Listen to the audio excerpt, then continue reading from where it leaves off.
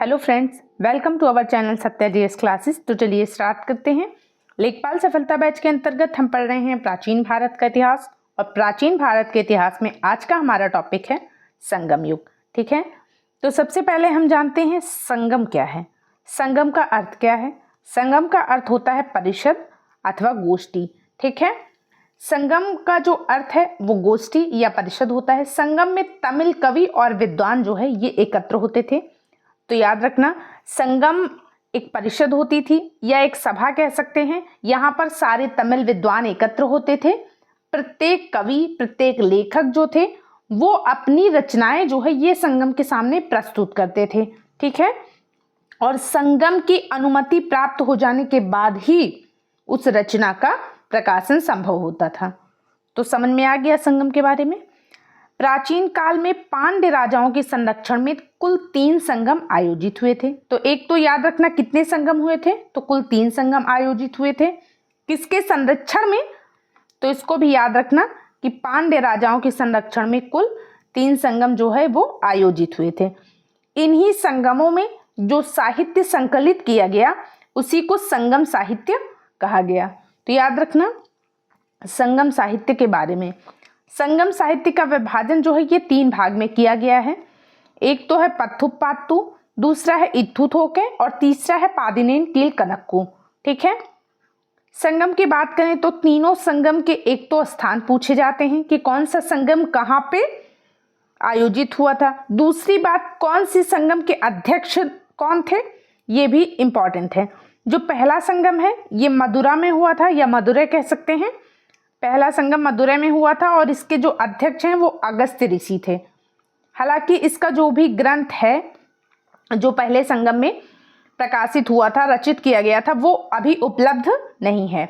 दूसरा संगम कहाँ हुआ था? कपाटपुरम में हुआ था और इसके भी अध्यक्ष अगस्त्य ऋषि थे। इसमें जो रचना किया गया था वो तोलक्कापियम है।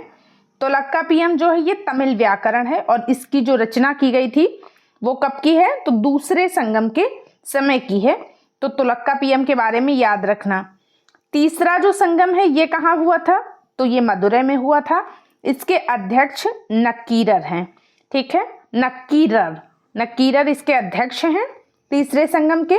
और तीसरे संगम में नेदुनथोकै, कुरुनथोकै ये जो रचनाएं हैं वो संकलित की गई थी। आगे चलते हैं, बात करते हैं तमिल साहित्य का त्रिरत्न किसे कहा जाता है। तो कौन सी रचनाएं हैं जिनको तमिल साहित्य का त्रिरत्न कहते हैं? एक तो है शिल्पाधिकारम, दूसरी है मणिमेखले और तीसरी है जीवक चिंतामणि। इन्हीं तीनों रचनाओं को त्रिरत्न कहा जाता है। किसका? तमिल साहित्य का। शिल्पाधिकारम, मणिमेखले और जीवक चिंतामणि। तमिल साहित्य का जो काव्य है, तमिल साहित्य के काव्य को 2 भागों में बांटा गया है। एक है अकम और दूसरा है पुरम।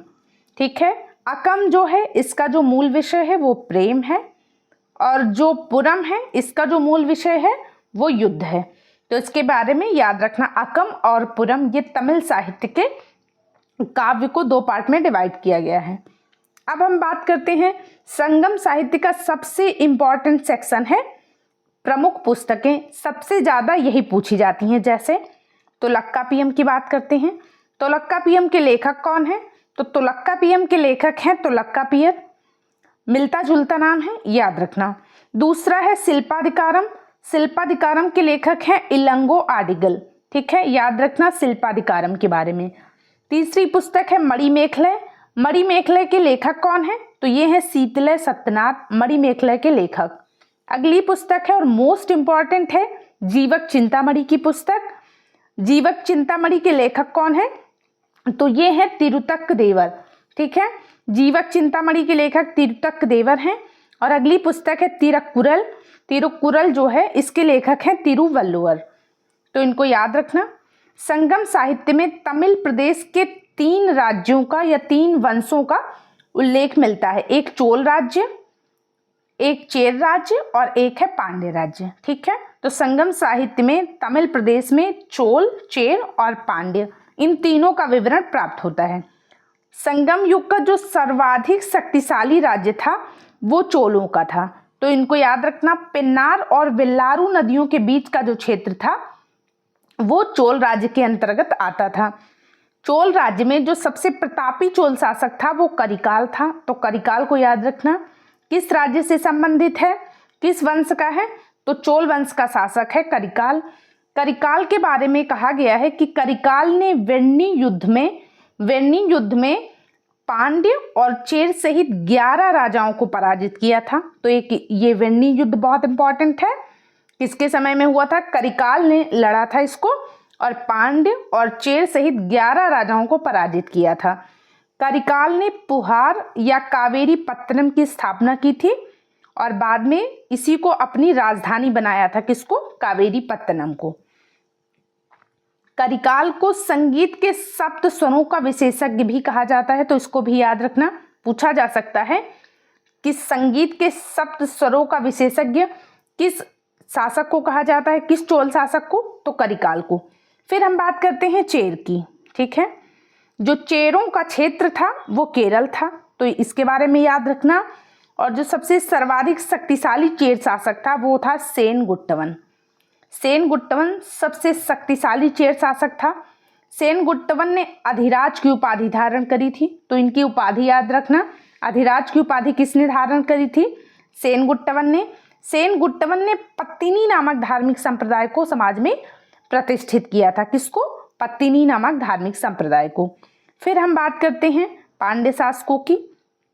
जो पांड्य वंश है इसके संस्थापक कौन है? नेडियोन है। तो याद रखना, पांड्य वंश के संस्थापक नेडियोन है।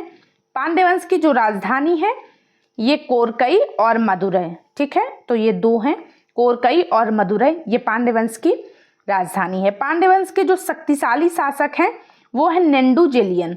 तो नेडियोन जो है ये संस्थापक है पांड्य वंश के और जो शक्तिशाली शासक है वो है नेंडुजेलियन। पांड्यों का पहला उल्लेख किसने किया था? मेगस्थनीज ने किया था। मेगस्थनीज कौन? जो कि इंडिका नामक पुस्तक के लेखक हैं, जो कि मौर्य शासक चंद्रगुप्त मौर्य के दरबार में रहते थे। ठीक है, तो याद रखना, मेगस्थनीज ने पांड्यों का उल्लेख किया है और मेगस्थनीज ने बताया है कि जो पांड्य थे ये पांड्य जो राज्य था ये मोतियों के लिए प्रसिद्ध था। ठीक है, पांड्य राज्य मोतियों के लिए प्रसिद्ध था और मेगस्थनीज ने पांड्य शासक को माबर कहा है। तो इस बात को भी याद रखना। वेंगी नदी के बारे में सवाल पूछा जा चुका है। पांड्य राज्य की जीवन रेखा किसे कहते हैं? तो वेंगी नदी को कहते हैं पांड्य राज्य की जीवन रेखा। पांड्य राज्य में भूमि कर को कराई कहा जाता था और सीमा शुल्क को उल्गू कहा जाता था। तो इसको याद रखना, भूमि कर को कराई कहते थे और सीमा शुल्क को उल्गू कहते थे। ठीक है, संगम युग का जो अंतिम ज्ञात पांड्य शासक था वो था नल्लूकोडन। तो याद रखना, अंतिम ज्ञात पांड्य शासक कौन था? नल्लूकोडन था। अब हम संगम युग के कुछ अन्य चीजों की बात करते हैं। जैसे संगम युग में मंत्रियों को अमायिचान या अमाइचार, दोनों नाम है, अमायिचान और अमाइचार कहा जाता था। किसको? मंत्रियों को। संगम युग में सेनापति को एनाडी कहते थे। तो याद रखना, एनाडी किसको कहते थे? सेनापति को कहते थे। ठीक है, सेना में बिल्लाल भर्ती किए जाते थे। कब? संगम काल में। बिल्लाल कौन थे? तो बिल्लाल जो थे ये धनी कृषक, धनी किसान जो थे वो बिल्लाल थे। तो एक तो ये याद रखना कि संगम युग में धनी किसानों को बिल्लाल कहा जाता था। ठीक है, ये भी याद रखना, बिल्लाल कौन थे? तो संगम युग में जो धनी किसान थे उनको बिल्लाल कहा जाता था। दूसरी बात, बिल्लाल की भर्ती जो है सेना में की जाती थी। संगम युग में समय जानने के लिए जलघड़ी का प्रयोग किया जाता था। तमिल प्रदेश में ब्राह्मणों का सर्वप्रथम उदय कब होता है? तो वो संगम काल में ही होता है और ये मतलब ब्राह्मण वर्ग उस समय का सर्वाधिक शक्तिशाली वर्ग था। ठीक है, तो ये भी चर्चा मिली है कि उस समय ये सबसे शक्तिशाली वर्ग था। कहते थे कि जो मतलब संगम युग के ब्राह्मण थे ये सुरा भी मतलब पीते थे, मांस भक्षण भी करते थे और इनकी हत्या को सबसे बड़ा अपराध माना जाता था उस समय पे। ठीक है, चलिए आगे चलते हैं। व्यापारी वर्ग को संगम युग में क्या कहा जाता था? तो व्यापारी वर्ग को वेनिगर कहा जाता था। संगम काल में व्यापारी वर्ग को वेनिगर कहा गया। संगम काल का मुख्य खाद्यान्न जो था ये चावल था। मच्छेलियर और ओवैयर ये संगम युगीन कवियत्रियां हैं। तो के बारे में याद रखना। मचेलियर और ओवैयर क्या है? ये संगम युग की कवयित्रियां हैं। संगम युग में कौवे को शुभ पक्षी मानते थे। ठीक है। संगम काल में चोलों की समृद्धि का मुख्य कारण क्या था? तो इनका सुविकसित वस्त्र उद्योग जो था वो इसकी समृद्धि का मुख्य कारण था। ठीक है। पांड्य राज्य का मुख्य बंदरगाह, याद रखना इसको, कोरकई और सालियूर। ये पांड्य राज्य के प्रमुख बंदरगाह हैं, कोरकई और सालियूर। चोल वंश का प्रमुख बंदरगाह कौन सा है? तो वो है अरिकामेडु। मोस्ट इंपॉर्टेंट है अरिकामेडु, चोल वंश का प्रमुख बंदरगाह था।